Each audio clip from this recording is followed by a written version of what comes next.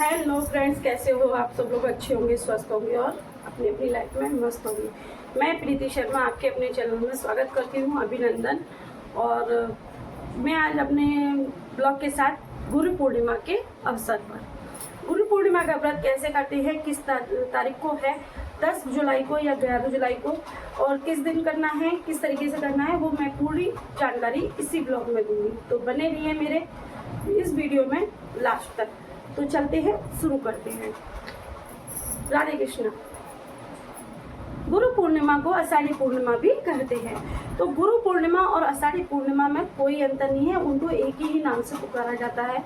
दूसरा, हम गुरु की पूजा, वंदना, अर्चना, कुछ भी गुरु से अपने मार्गदर्शन के लिए बात कर सकते हैं और उनका आशीर्वाद ग्रहण कर सकते हैं अपने गुरु जी से। तो इसीलिए हम उसको गुरु पूर्णिमा भी कहते हैं। हर पूर्णिमा को मैं बताती हूँ कि गुरु जी, और इस पूर्णिमा का फल 2 गुना प्राप्त होने वाला है आपको, क्योंकि जो गुरु पूर्णिमा पड़ रही है वो गुरुवार की पड़ रही है, मतलब 10 जुलाई की। कब की है? 10 जुलाई की। कुछ लोग कह रहे हैं कि 11 जुलाई की है या 10 जुलाई की है। तो ऐसा कुछ नहीं है। सूर्य उदय होता है तब से ही, किसी भी तिथि हो, त्योहार हो, कुछ भी हो, कोई भी तिथि सूर्य उदय से ही शुरू होती है और सूर्य अस्त होता है तभी विराम होती है। तो ये 10 तारीख को सूर्य उदय से गुरु पूर्णिमा लग रही है, ठीक है। तो गुरु पूर्णिमा हम 10 जुलाई को ही मनाएंगे। आप लोग किस तरीके से मनाओगे, किस दिन मनाओगे, आप लोग अपना देख लेना, लेकिन है गुरु पूर्णिमा 10 जुलाई को ही, ठीक है। तो गुरु पूर्णिमा के दिन ये तो मनाने की बात हो गई, ठीक है।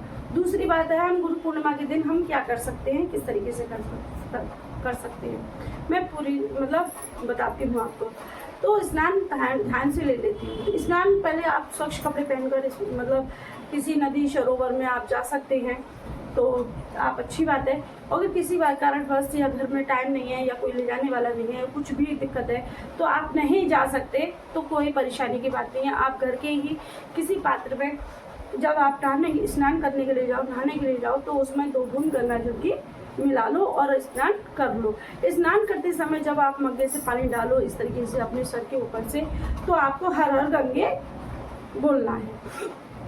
तो आपको गंगा जी का फल ही, जो गंगा जी के घाट पे जो भक्त जन नहा रहे होंगे, उनका भी जो उतना उनको फल मिलेगा, उतना ही आपको फल मिलेगा घर बैठे बिठाए, ठीक है। तो आपको घर घर हर हर गंगे बोलना है, ठीक है। ये तो हो गया स्नान नहाने का तरीका पूर्णिमा के दिन। दूसरा, कपड़े पहनने का तरीका। कपड़े हम कैसे पहने, किस तरीके से पहने, क्या पहने। तो कपड़े आपको स्वच्छ पहनने हैं, साफ सुथरे पहनने हैं, गंदे तो आपको बिल्कुल भी नहीं पहनने।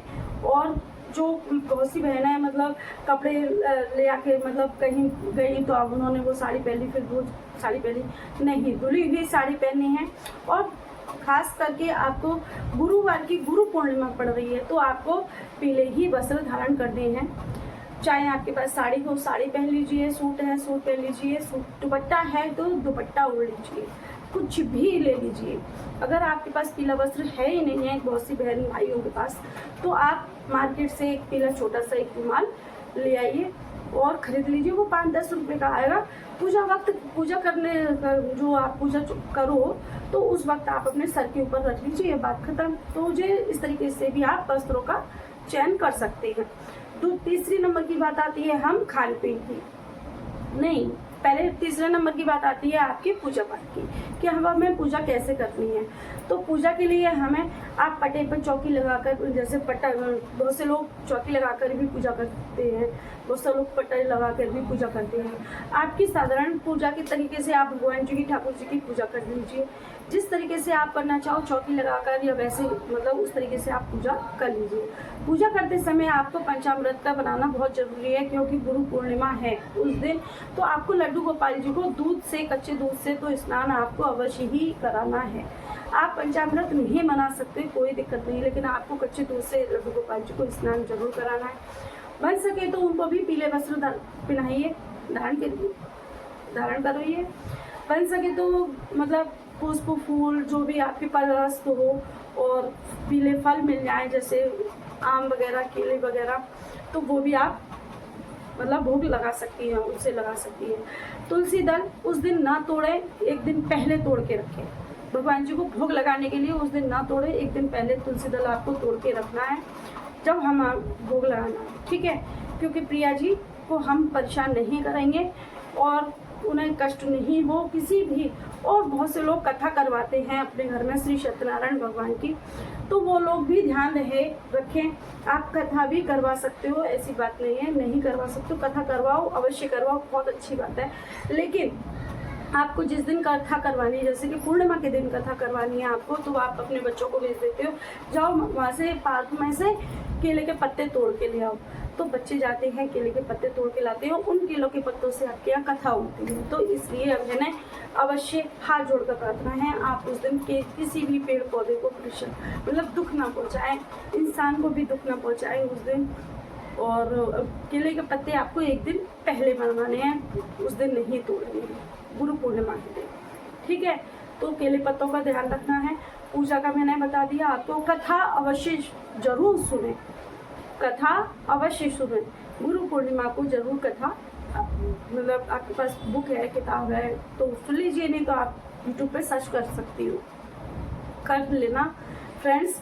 तो वो कथा आप सुन लीजिए। और नहीं सुन सकती, टाइम नहीं है, तो कोई बात नहीं है, हाथ जोड़कर विनम्र रूप से जो भी आपकी बात है ठाकुर जी से, लक्ष्मी मैया से, भोलेनाथ जी से आप अपने घर के मंदिर में भी कह सकती हो। दूसरी बात, गुरु पूर्णिमा है, गुरु और बृहस्पतिवार के दिन है, तो हमें दुगना फल प्राप्त हो रहा है। चौथी बात है कि आपके घर के पास में गुरु जी हैं, आप उन गुरु जियों के दर्शन करने के लिए जा सकते हो, उनके चरणों का मतलब अमृत ले सकते हो, उनके चरण स्पर्श करके आशीर्वाद ग्रहण कर सकते हो, तो आप अवश्य जाएं। अगर आपकी मान लीजिए गुरु जी बाहर है, ठीक है, जो लोगों ने गुरु जी बनाए, उन्होंने गुरु दक्षिणा ली है, तो उनके मतलब दर्शन करने के लिए आप जरूर जाएं। और नहीं भी जा सकते किसी कारणवश, तो कोई बात नहीं है, उनके फलस्वरूप आप वो जो भी दक्षिणा हो वो उस दिन निकाल कर रख दीजिए। किसी दिन जब आपके पास मौका मिले, जब आपके पास समय मिले, तो वो पैसा या मतलब जो भी कपड़े, वस्त्र, फल, मतलब फल खराब हो जाएंगे, कपड़े, वस्त्र, रुपया निकाल के रख सकते हो आप, क्योंकि फल खराब हो जाते हैं, इसलिए उनके जो फल और भोजन है वो उनके फलस्वरूप आप किसी भी मंदिर या शिवालय में भिजवा सकती हैं, एक थाली, उसमें दक्षिणा रखकर, ठीक है। दूसरी बात ये हुई। पांचवी बात ये है कि जिन लोगों के गुरुजी है ही नहीं, वो लोग क्या करें। तो जिन लोगों के गुरुजी नहीं हैं, वो अपने भोलेनाथ और लड्डू गोपाल जी को, श्री हरि विष्णु जी को अपना गुरु मान सकते हैं, ठीक है। वो ही उनके सदगुरु हैं, वो ही ज्ञाता हैं, वो ही सृष्टि के रचयिता हैं, वो ही मानव को जन्म देने वाले हैं, तो उनको आप गुरु मानकर भी उनकी पूजा अर्चना कर सकते हो, ठीक है। तो ये तो हुई गुरु पूजा पाठ की बात। अब हम खान पीन में क्या खाएं, क्या नहीं खाएं, भोग कैसे लगाएं। तो आपको सबसे बड़ी बात, छठवीं बात ये है कि आपको उस दिन पूड़ी और खीर जरूर अवश्य बनानी है। सब्जी आपकी जो चॉइस हो वो बनाओ, कोई सी भी सब्जी बनाओ, आलू टमाटर बनाओ, आलू टमाटर बनाओ, पनीर बनाओ, कुछ भी बनाओ, लेकिन उसमें लहसुन प्याज का प्रयोग ना करें, लहसुन प्याज नहीं डालें। शुद्ध शाकाहारी भोजन ग्रहण करें, शुद्ध शाकाहारी भोजन ठाकुर जी को लगाएं, शुद्ध शाकाहारी भोजन ही मंदिर में थाली भेजें, या किसी भी ब्राह्मण या ब्राह्मणी को आप मतलब दें, तो शुद्ध शाकाहारी भोजन ही दें। ये तो आप अवश्य जानते होंगे, ये तो मैं व्यर्थ ही बताऊँगी, लेकिन फिर भी याद दिलाने का काम मेरा है, ठीक है। तो उस दिन आप खीर और पूड़ी जरूर बनाएं, क्योंकि उस दिन पूर्णिमा जी है और गुरु जी का भी वो है, तो आप खीर का, मीठे का भोग जरूर लगाएं। खीर अवश्य बनाएं, खीर का भोग लड्डू गोपाल जी को, लक्ष्मी माँ को लगाएं, श्री हरि विष्णु जी को और लक्ष्मी माँ को भी प्रिय है और भोलेनाथ को भी प्रिय है, तो आप उन तीनों को, सभी देवी देवताओं को खीर का भोग लगाएं। शाम को अर्घ दें, भोग भी हो गया तुलसी दल के साथ। शाम को कुछ लोग फल का, वो 7वें नंबर की जानकारी है आपकी, जो लोग मतलब कैसे रहें, हम कुछ खा सकते हैं या नहीं खा सकते, फल खा सकते हैं या नहीं खा सकते, किस तरीके से रहें। तो जो लोग व्रत रहते हैं उन लोगों के लिए है कि अगर वो लोग व्रत रहते, कुछ लोग निराहार रहते हैं, निर्जल रहते हैं, पानी पीते हैं, सिर्फ और कुछ नहीं खाते, लेकिन बहुत से लोगों से नहीं रहा जाता उनके शरीर की कैपेसिटी के हिसाब से, तो वो पूरे दिन भर फल फ्रूट खा सकते हैं, फलाहार कर सकते हैं। शाम को चंद्रमा को अर्घ देने के बाद आप भोजन ग्रहण कर लीजिए। इस पूर्णिमा के व्रत में ऐसा कुछ नहीं है कि आपको रात में रहना पड़ेगा, नहीं, शाम को आप रह सकते हैं। बहुत से लोग फल ही ग्रहण करते हैं, फलाहारी खाते हैं शाम को, सुबह अगले दिन अपने भोजन ग्रहण करते हैं। तो आप देख लीजिए अपने हिसाब से, जो भी आपकी शरीर की क्षमता हो उस तरीके से, लेकिन भोजन कर लें तो ही अच्छा है, क्योंकि दूसरे दिन सावन है। ठीक है, तो ये हो गई भोजन की बात। हम सूर्य को जो मतलब है उनको अर्घ कैसे दें, अर्घ में हम क्या मिलाएं, तो स्टील का ही पात्र लेना फ्रेंड्स। स्टील के पात्र में ही थोड़ा सा दूध, कच्चा दूध जरूर अवश्य मिलाएं। कच्चे दूध के साथ मीठा दूध, मतलब बतासी ले लीजिए, मिश्री हो या मतलब गुड़ हो, कुछ भी हो मीठे में, तो वो ले लीजिए। दूसरा, एक दीपक प्रज्वलित करें और 5 दीपक अपने प्रज्वलित करें। हर वीडियो में मैं आपको बताती हूँ, फ्रेंड्स एकादशी के व्रत में भी बताती हूँ, हर वीडियो में मैं आपको बताती हूँ 5 दीपक आप ज़रूर प्रज्वलित किया करो, ज़रूर प्रज्वलित किया करो। 1 महीने करके देखो फ्रेंड्स, प्रैक्टिकल करके देखो। आप भी यही हो, मैं भी यही हूँ, और आपको अगर कुछ फ़ायदा होता है तो फिर मैं भी यही हूँ, और फिर मानना मेरी बात को मत, बिल्कुल मत मानना।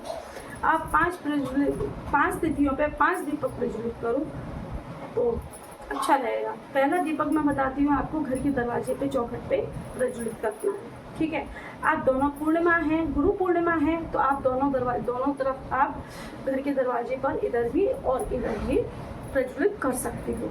दीपक लंबी बाती का ही हो, दीपक लंबी बाती का ही हो, गोल बाती का दीपक ना हो, लंबी बाती का हो। जो दरवाजे की चौखट पे लगाओगे वो लंबी बाती का ही दीपक लगना चाहिए, क्योंकि हमें धन संपदा में वृद्धि चाहिए, हमें श्री हरि विष्णु जी और साथ में लक्ष्मी जी का अपने घर के अंदर आगमन चाहिए।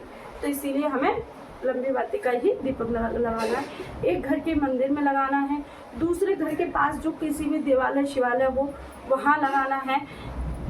तीसरा हो गया। चौथा, तुलसा जी के क्यारे में लगाना है। ठीक है। 5वां, गुरु पूर्णिमा के दिन आपको पीपल के वृक्ष के नीचे भी एक दीपक प्रज्वलित अवश्य करना है। ठीक है, क्योंकि गुरु पूर्णिमा के दिन आप सभी फ्रेंड्स जानते हो कि मतलब पीपल देवता के अंदर सभी मतलब देवी देवता रहते हैं, तो उनका भी आशीर्वाद हमें लेना है। तो ये थी मेरी दी हुई जानकारी। मेरी मतलब जानकारी अच्छी लगे तो फ्रेंड्स लाइक, शेयर, कमेंट किया करो, और नहीं अच्छी लगा करे या कोई भी सवाल हुआ करे तो आप मुझसे मतलब कमेंट बॉक्स में पूछ सकते हो। तो मैं अपनी वीडियो को यही विराम देती हूँ। जय जय श्री कृष्णा, जय जय श्री राधे, हर हर महादेव।